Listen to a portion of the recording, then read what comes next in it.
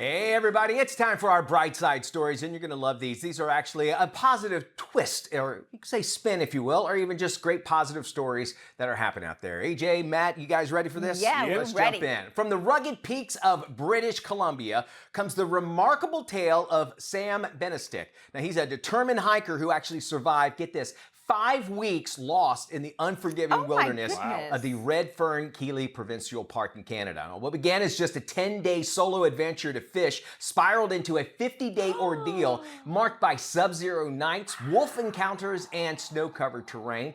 And despite being well prepared for with supplies like a hatchet and plenty of peanut butter, he said, which he says went actually bad, which led to a massive search and involved over 120 volunteers and the RCMP. Finally rescued by surveyors on a remote road, Sam emerged from his harrowing journey with frostbite, exhaustion, and a story for the ages, though he humorously lamented that he didn't catch a single fish, and that was the whole reason why he was going out there. Sam, a true testament of resilience and grit. His adventure, described by a family as friggin' amazing, it underscores the majestic beauty and the perils of British Columbia's wilderness. So we're glad to see that he's alive and preparing. You know, it's kind of neat with technology. You know, the Apple Watches now. Yeah. You can mark like right when you begin something, and it'll track where you are going. So then they can find you. There's also these new things where they're balloons that you can take with you, and it sends up a beacon into the sky, and that's cool. that way people can find you. So there's great to see technology doing that. Obviously, his eye's a little hurt there with some bandages on it, but he's going to be fine and okay. Maybe some frostbite. A little bit of frostbite. You're right. Yeah, my goodness. Well, what about a satellite phone? I always, when you hear And that's these another one, stories, yeah. you think like, if you're going on these amazing journeys in the woods or hiking, wouldn't you want to make sure you've got some kind of tracker on you? Yeah, his plan was 10 days and wound up 5 weeks to 50 days. So, you know, yeah, you got to be prepared for anything. All right, Mitch, thank you. Well, what used to be a barley field in Scotland is now the buzzing equivalent of Times Square for pollinators, thanks to a rewilding project that's taken bumblebee numbers from a dismal 50 to more than 4,000. Wow.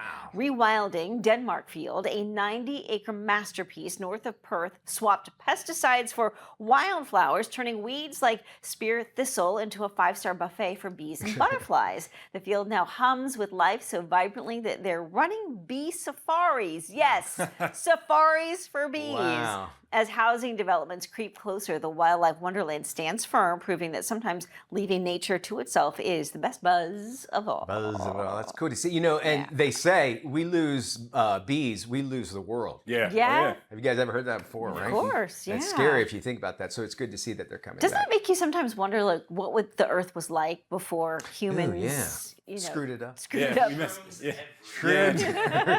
Braden says. All right. Well, in a heartwarming reunion just before Thanksgiving, retired military dog Jacopo, an 8-year-old Belgian Malinois, sorry, gotcha. was reunited with his former handler, Staff Sergeant Peyton May, in San Antonio, Texas. The two served side by side in Iraq, sharing not only missions, but twin-sized beds and a bond forged in trust and duty. Jacopo who spent nearly 7 years as an elite explosives detection dog, is now ready for a well-deserved retirement. And thanks to the American Humane, Jacopo is home, and soon he'll join May on deployment to Italy, this time as a cherished companion, enjoying the good life he earned. That's a good boy. I love those stories. It really is, yeah. I mean, because I would imagine, Matt, like they make such a huge bond when they're out there. Right? I mean, even with your dog at home, you think of the bond you have there, but then think about, you know, dodging bullets and bombs and everything else all day. I mean, that's going to put it together even closer. And, you know, when these military guys come back, they need the dog just as much as the dog wants to be with the person, too. Very good point. True. There's your bright side stories for today. They get a little connected.